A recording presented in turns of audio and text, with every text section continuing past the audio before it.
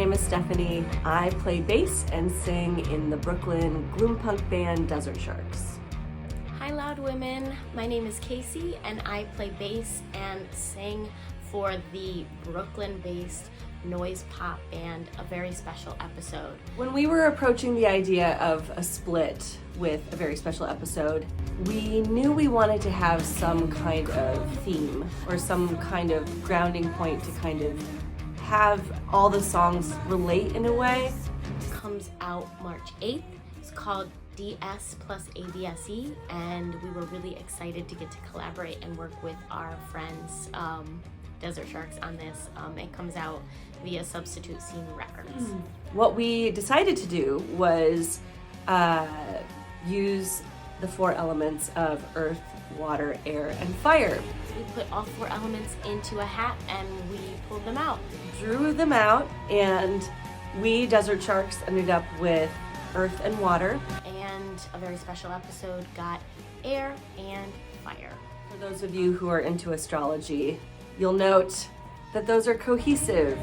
Air and fire are very complementary to each other. Earth and water, very complementary to each other. So it felt very serendipitous that we ended up drawing those elements.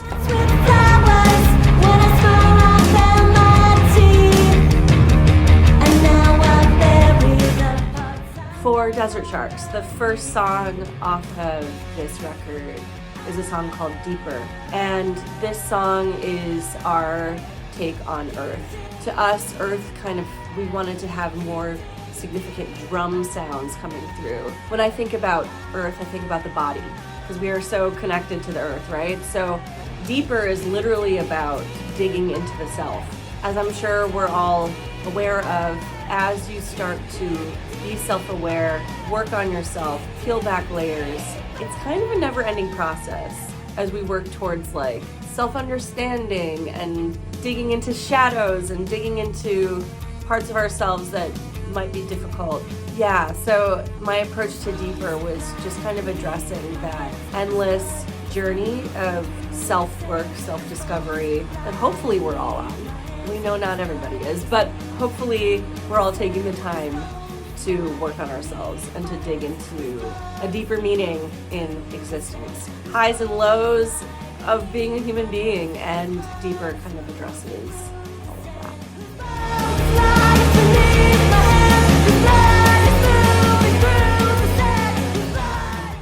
Our first song on the EP is called Airwaves. Musically, we wanted to kind of emulate the feeling of fast-moving air, wind, kind of a wind tunnel, because air can really encompass the full spectrum of gentle and destructive.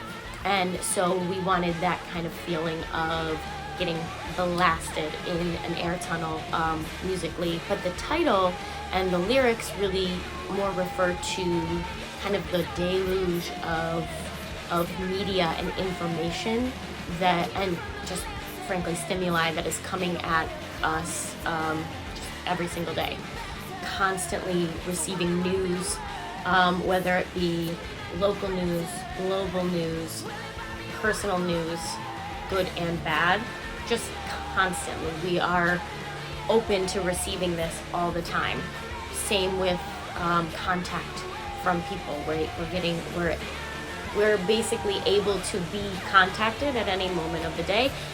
The lyrics kind of talk about how you are constantly receiving this information and you are expected to be able to respond to it quickly in the right, perfect way and do so publicly.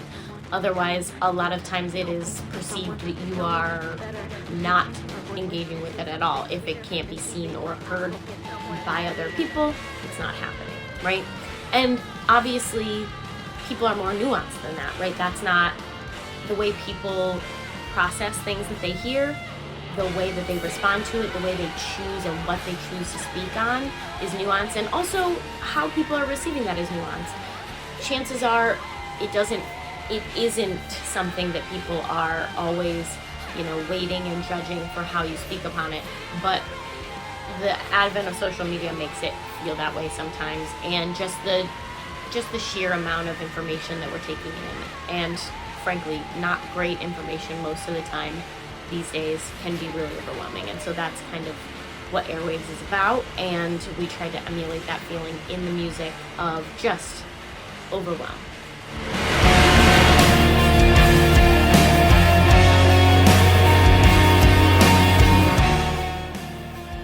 So Siren Song is based on the element of water.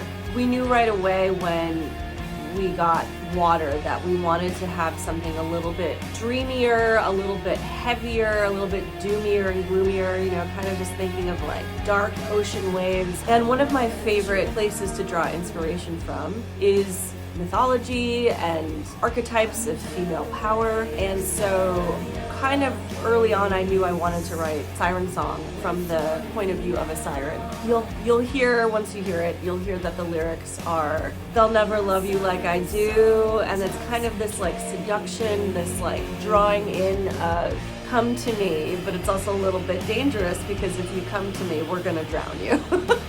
And I think for me it's kind of a play on female power.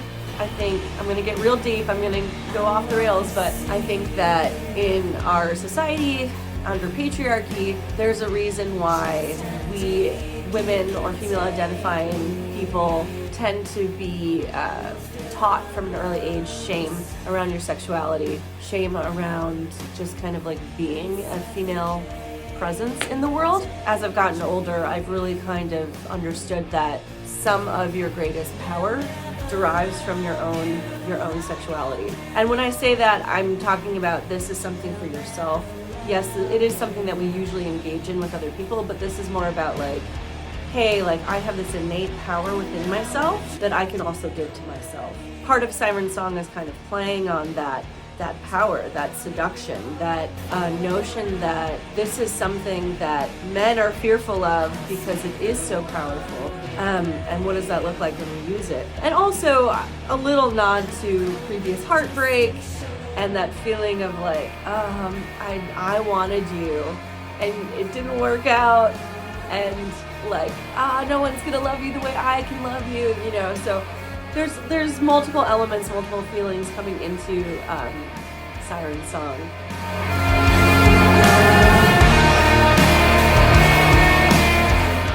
Been a long time, the flame is still burning low. Second song is called Smolder. That is our fire track. And on first thinking about fire, I think I thought about us getting together and writing something really intense and really high energy, but it turned out our air song was more of the high energy song, and this one kind of pulls it back a little bit, and talking more about the quiet parts of a fire and the idea of keeping a fire alive and its lifespan. This song actually already came out on Valentine's Day, along with a music video we got to make with a lot of friends, and it was really, really joyous. But this song kind of explores the idea of the kind of cycle of a love and how the fire of love takes work to keep burning, right? And it may not always be burning at the same intensity, but it takes work and it takes effort and commitment from each party to kind of bring that love and keep it alive. When I was writing the lyrics, the vision in my head was that of kind of a long distance relationship and how that can be really difficult to keep alive and takes work. I had a vision of a cowboy in a vast, dark, cold valley, just going through the hardships of getting to where they're going and having a partner at home that they are longing for, and just the idea of that partner being waiting for them, keeping them going more so than any intrinsic pull of what they are doing out in the wilderness, right? It becomes metaphorical fire of love and literal fire, keeping them warm, keeping them alive, because that's their reason for staying alive and getting home as their partner. And we took that and twisted it a little bit into our music video, where it wasn't outside, but it was more internal, loneliness shown on screen with the video we made with our friend Jen Meller, who directed and shot it, and also Allison Becker from Wetsuit, another Brooklyn band on Substitute Scene Records that starred in it with me. And we had such a great time filming that video and bringing it to life, and we're really, really proud of this song.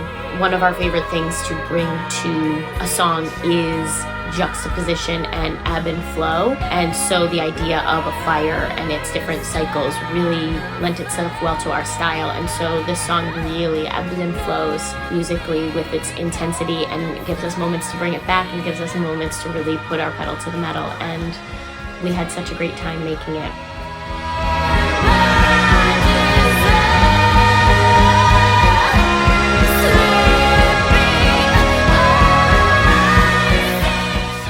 Excited for everybody to hear this record, and to collaborate with another female fronted band is so cool and interesting, and we wanted to do something different.